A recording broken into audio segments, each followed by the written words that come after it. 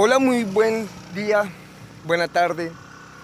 Una recomendación para los que vengan aquí al Mirador de la Victoria de San Isidro, corregimiento de La Jagua, Ibirico.